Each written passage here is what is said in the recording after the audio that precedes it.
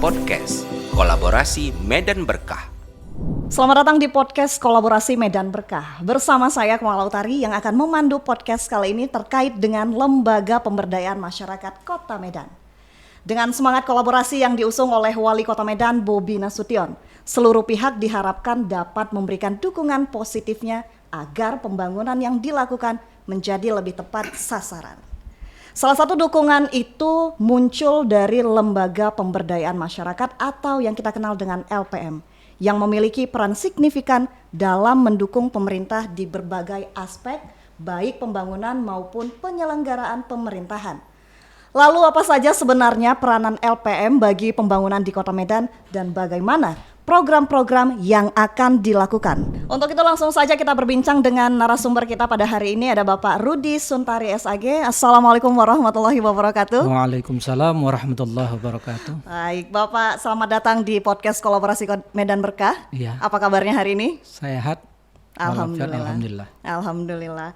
Pak, kita hari ini ingin berbincang banyak tentang LPM begitu ya. Mungkin orang banyak ya sering mendengar LPM, tapi mungkin tidak banyak yang tahu apa sih sebenarnya fungsi dan peran mereka di tengah-tengah masyarakat dan juga bagi pembangunan Kota Medan. Nah, untuk pembuka kita mungkin bisa dijelaskan terlebih dahulu apa sih sebenarnya LPM itu? Baik, LPM itu adalah lembaga strategis kemitraan pemerintah yang dibentuk dari prakarsa dan swadaya masyarakat. Tujuan dibentuknya LPM ini adalah untuk meningkatkan prakarsa swadaya masyarakat dalam menjalankan program-program pemerintah. Jadi dia harus bersinergi dengan pemerintah daerah untuk perpanjangan tangan atau program pemerintah itu sampai kepada masyarakat. Baik. Begitu dia. Jadi di setiap daerah, di setiap tingkat kecamatan, kelurahan seperti itu ya? Pasti. Menjadi jembatan dan corong informasi kepada masyarakat tentang pemerintah. Baik. Terus tentang struktur dari LPM ini, mulai dari pusat hingga daerah, ada semua begitu ya Pak? Baik, iya dia ada dari pusat sampai kepada daerah. Dulu tahun Undang-Undang Nomor 5 tahun 1974 dan 1975 tentang pemerintahan daerah dan pemerintahan desa, itu dulu dibentuk namanya LSD, Lembaga Sosial Desa. Lalu berkembang sampai 74, 79 sampai 80 itu menjadi LKMD, Lembaga Ketahanan Masyarakat Desa. Jadi pada waktu itu hanya ada di desa-desa, belum ada sampai kabupaten dan kota. Oleh tokoh-tokoh LKMD seiring dengan waktu, kemudian Undang-Undang Kepres Nomor 28 tahun 1980 menjadi semangat, kemudian para tokoh-tokoh ini bersatu. Lalu kemudian mereka bertemu di Bandung, seluruh tokoh-tokoh aktivis yang ada di kelurahan dan di desa ketemu. Lalu kemudian termasuk tokoh-tokoh itu ada di Medan dulu, menginisiasi lahirlah yang namanya LPM. Jadi tahun 2000 lahirlah nama LPM, Lembaga Pemberdayaan Masyarakat, ya. Begitu dia. Bagaimana Pak Rudi sendiri sebagai seorang ketua membangun kolaborasi LPM dengan Pemko Medan? Baik, kita namanya mitra, memang harus berkolaborasi dengan pemerintah Kota Medan. Jadi sebagai mitra memang kita harus memperjuangkan, karena ada yang namanya lembaga kemasyarakatan desa itu ada Posyandu, ada PKK, kemudian ada Karang Taruna, dan termasuk di dalamnya adalah LPM. Jadi banyak kepres yang dilahirkan oleh pemerintah, jadi tiap tahun berubah terus ya kan. Yang intinya adalah untuk mengangkat kemitraan pemerintah dengan LPM. Jadi bagaimana kolaborasi Medan dengan pemerintah daerah, LPM Medan dengan pemerintah daerah, bahwa LPM ini menjadi mitra pemerintah sebagai Pak Wali Kota itu sebagai partisipatifnya. Jadi dia dianggap sebagai konsultatif dan partisipatif. Baik, kalau dengan pemerintah daerah kolaborasi itu sudah pasti. Tapi selain daripada itu, LPM berkolaborasi dengan siapa lagi nih kira-kira? Dengan lembaga LKD, lembaga kemasyarakatan desa itu ada LKD dan juga ada LAD, Lembaga Adat Desa. Lembaga Adat Desa. Adat Desa. Jadi itu mitra-mitra kita sifatnya adalah partisipatif. Nah, jadi kemudian komunikatif. Jadi kita kemudian ada lembaga yang di luar itu, yaitu pihak-pihak ketiga yang akan bersinergi dengan LPM gitu. Dan itu sifatnya adalah memang komunikatif gitu. Sebagai seorang ketua LPM, punya tantangan tersendiri apa enggak sih? setiap hidup pasti punya tantangan. Kita nggak usah jadi ketua pun punya tantangan. Kita jalan pun juga tantangan. Tantangan itu bagaimana kita bisa selamat dari perjalanan hidup kita. Jadi pasti jadi ketua itu banyak tantangan. Tantangan terbesar kita adalah kader-kader kita tidak seperti yang kita harapkan, punya sumber daya manusia yang ideal gitu. Jadi banyak juga teman-teman kita di lapangan ini yang tidak memahami makna LPM. Ada yang suka hanya memakai baju LPM atau ada juga yang jadi ketua LPM hanya sebagai menakut-nakuti di tingkat kelurahan. Jadi karena ketuanya dekat dengan wali kota atau memang saya bisa dengan pemerintah daerah, jadi mereka juga ke bawah juga kesannya juga petentengan gitu. Nah, berarti sampai hari ini menjabat dan dipercaya sebagai ketua, ya masih punya tanggung jawab berarti untuk mengedukasi para anggota. Pasti. Bahwasanya kita ini kerja ini sebagai partisipan, seperti itu. Iya, benar. Jadi kita harus menyadarkan kepada teman-teman bahwa LPM ini dari kerja mulia. Pemberdayaan itu berarti orangnya juga harus punya sumber daya yang bagus. Bagaimana kita memberdayakan masyarakat kalau tokoh-tokoh atau ketua-ketuanya atau pelaku ketua-ketua organisasi, orang-orang yang menjabat dalam jabatan itu tidak punya sumber daya yang bagus. Baik. Tapi ini bisa dibilang masyarakat yang terlibat ini orang-orang terpilih juga berarti begitu? Kita tetap selektif. Tetap selektif. Tetap selektif. Karena LPM ini juga dibentuk oleh swadaya masyarakat dan memang pemilihan ketuanya juga diundang oleh tokoh-tokoh masyarakat itu nanti. Nanti kita minta bantu oleh pemerintah kelurahan, pemerintah kecamatan juga untuk mengundang tokoh-tokoh. Lalu kemudian kita kasih kesempatan siapa yang mau mengambil peluang itu gitu. Baik. Ini kalau berarti kalau Pak Rudi terpilih karena suaranya berarti lebih gede ya dibanding yang lain-lain berarti ya? Alhamdulillah saya ini hanya pelaksana tugas sementara. Kebetulan almarhum Heri Bolon itu dulu ketua yang terpilih, kemudian dia meninggal. Oleh ketua Sumatera Utara ditunjuklah saya sebagai pelaksana tugas. Jadi saya hanya meneruskan tugas-tugas keorganisasian. Baik, tapi walaupun pelaksana tugas ya saat ini dipercaya terlihat sangat siap ya kalau saya melihatnya. Mau tidak mau kita harus siap, karena kalau sudah diperintah harus siap. Baik, Pak Rudi, kita break dulu sejenak, Oke. kita akan lanjut lagi. Ya. Baik, kita kembali berbincang lagi dengan Ketua LPM Kota Medan, Bapak Rudi Sundarya Sage. Pak Rudi, kita nih masih ingin ngobrolin soal peran dan fungsi LPM sendiri. Dan dari LPM itu pasti punya program-program pemberdayaan yang sedang atau akan dilakukan. Kira-kira ada program apa saja sih yang dimiliki LPM sendiri, Pak? Baik, kalau bicara tugas dulu, kita menyusun rencana pembangunan partisipatif, itu tugas LPM. Jadi memang semua insan LPM harus ngerti tuh. Yang kedua, menggerakkan swadaya gotong royong masyarakat. Kenapa gotong royong? Karena memang basic LPM itu berasal dari LKMD. Ya kan, dulu LKMD itu adalah gotong royong kan gitu. Lalu kemudian melaksanakan dan mengendalikan pembangunan. Ya, ini yang perlu teman-teman yang di lapangan itu paham. Kemudian ada fungsinya, salah satunya adalah menampung dan menyalurkan aspirasi masyarakat. Kemudian menanamkan dan memupuk rasa persatuan dan kesatuan. Jadi ini dulu di zamannya Pak Harto, memang LSD kemudian LKMD itu dibangun untuk persatuan dan kesatuan. Jadi apapun terhadap bahaya latin dari pemerintah itu akan terdeteksi karena ada banyak kader-kader LKMD di situ. Baik. Kemudian meningkatkan kualitas dan mempercepat pelayanan pemerintah kelurahan atau di tingkat desa atau di kelurahan.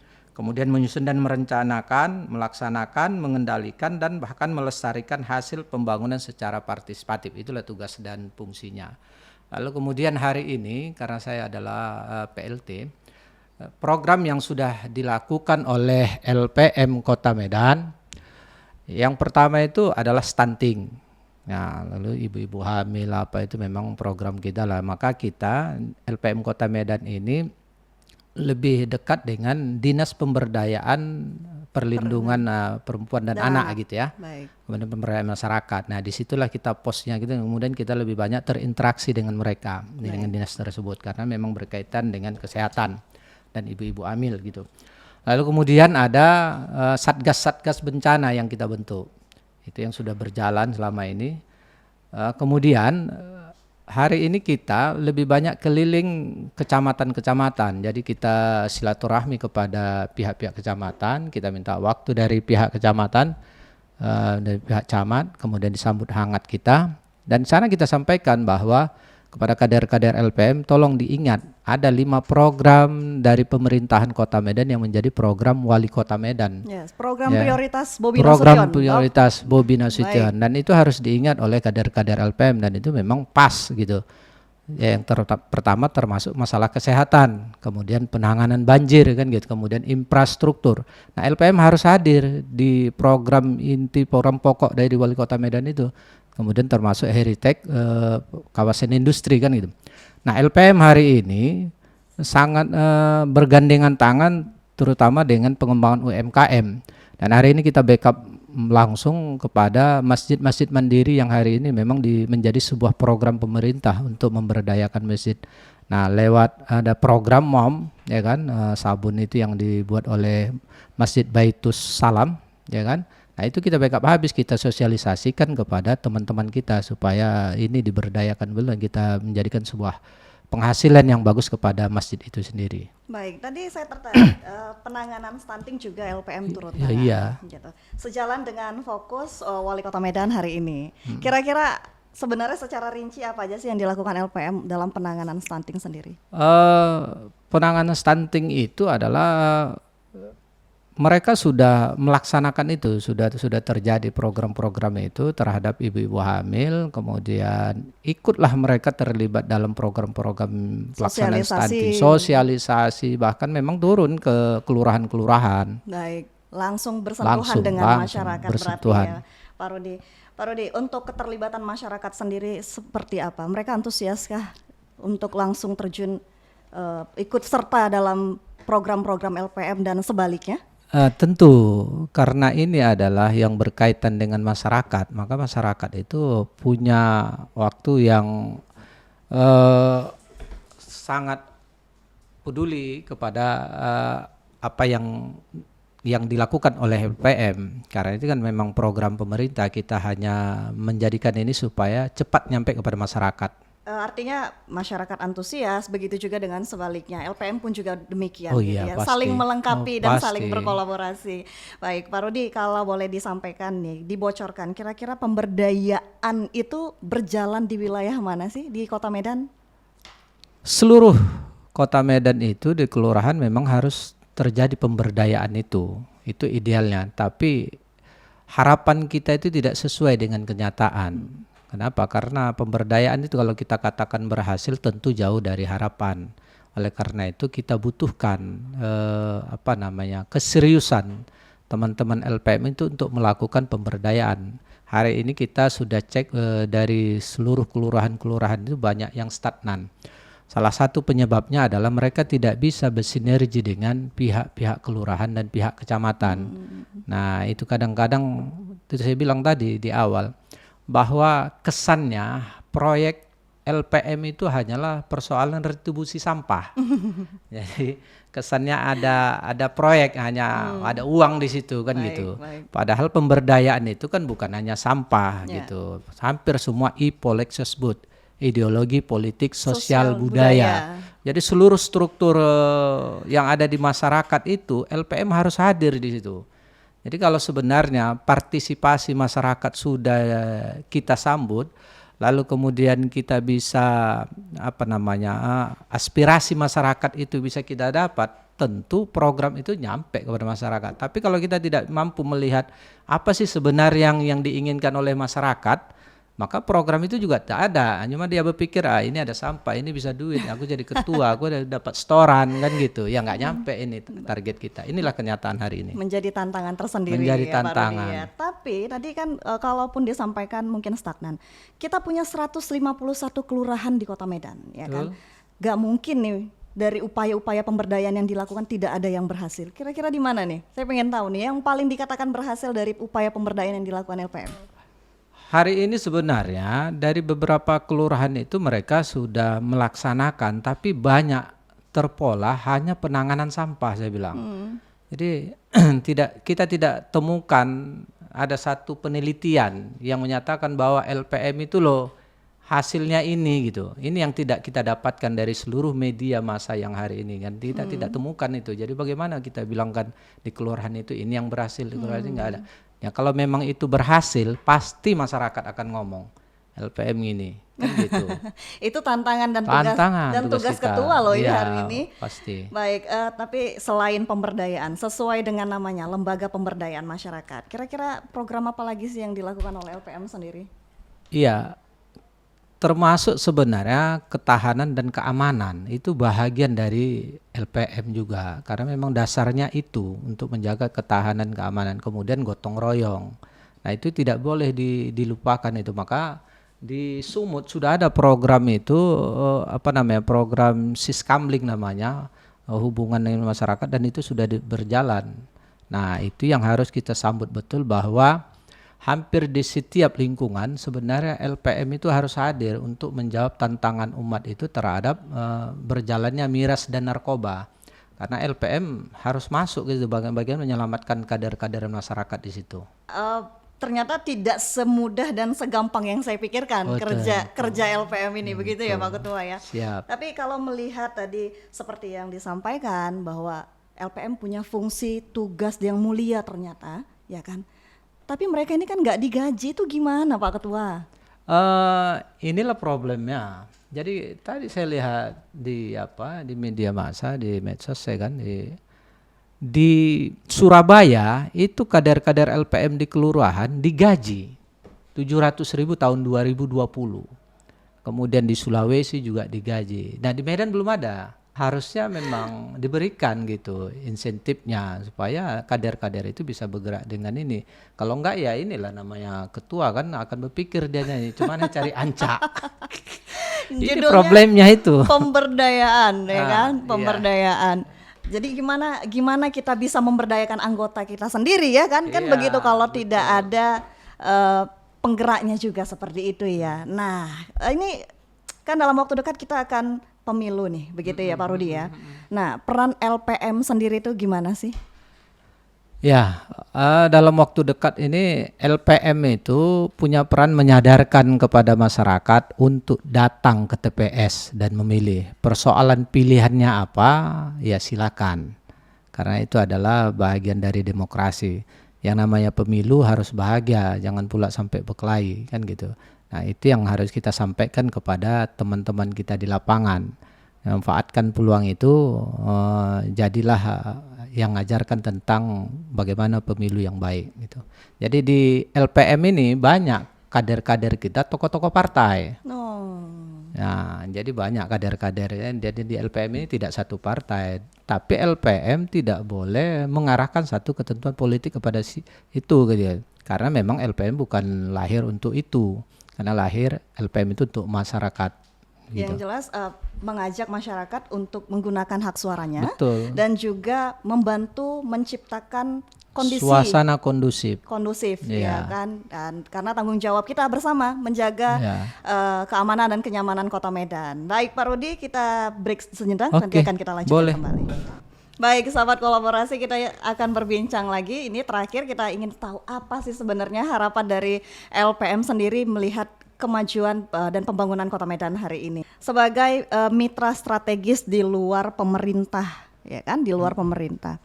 Sebenarnya masukan konkret apa sih yang ingin disampaikan LPM untuk membangun Kota Medan yang lebih baik lagi? Iya, kita berharap LPM dilibatkan dalam pengambilan keputusan strategis pembangunan Kota Medan, apapun namanya. Mulai di Kota Medan, dari kota, kemudian kecamatan, kelurahan. Ada musrembang kelurahan, ada kecamatan, kemudian ada Kota Medan. Dan itu terlibat betul gitu. Benar-benar dilibatkan. Benar-benar dilibatkan. Sesuai dengan, bukan hanya sekedar diundang gitu. Baik Pak Rudi terakhir nih sebelum menutup perbincangan kita, ada closing statement yang ingin disampaikan, mungkin pesan bagi para kader-kader dan juga untuk Kota Medan sendiri. Khairun nas amfa'uhu linnas. Sebaik-baik manusia adalah manusia yang bermanfaat bagi manusia yang lain. LPM harus bisa menjadi manfaat bagi masyarakat. Jadi LPM hadir, masyarakat senang. LPM hadir, masyarakat sejahtera. LPM hadir, Kota Medan itu berkah. Jadi moto dari Kota Medan kolaborasi, Kota Medan itu Medan berkah itu sangat luar biasa. Jadi yang berkah itu adalah sedikit tapi hasilnya bagus. Kan gitu. Jadi kalau udah berkah hadir orang LPM berarti berkah, ada yang bisa makmur, ada. Harusnya begitu dia udah. Kalau penuh keberkahan, insya Allah semua lini kehidupan juga akan berkah. Begitu ya? Alhamdulillah. Amin. Baik, Pak Rudi, terima kasih banyak sudah hadir di podcast Kolaborasi Medan Berkah. Terima kasih Mbak Tari. Terima kasih banyak sudah hadir. Mudah-mudahan apa yang menjadi perbincangan kita hari ini memberikan manfaat besar bagi masyarakat. Amin. Ya, memberikan manfaat besar dalam pembangunan Kota Medan dan tentunya mendukung serta tugas-tugas Wali Kota Medan Bobi Nasution dalam membangun Kota Medan menjadi lebih baik. Amin. Amin. Terima kasih banyak Pak Rudi. Mudah-mudahan kita bisa ketemu lagi di lain kesempatan. Amin. Baik, demikian sahabat kolaborasi podcast Kolaborasi Medan Berkah kita hari ini. Kita akan bertemu lagi dengan narasumber-narasumber kita yang lainnya dengan berbagai topik yang akan kita bahas tentunya. Mudah-mudahan apa yang hari ini kita sampaikan menjadi dan memberi manfaat bagi masyarakat dan tentunya mendukung Kota Medan menjadi kota yang berkah, maju dan kondusif. Kami akhiri, terima kasih dan sampai jumpa.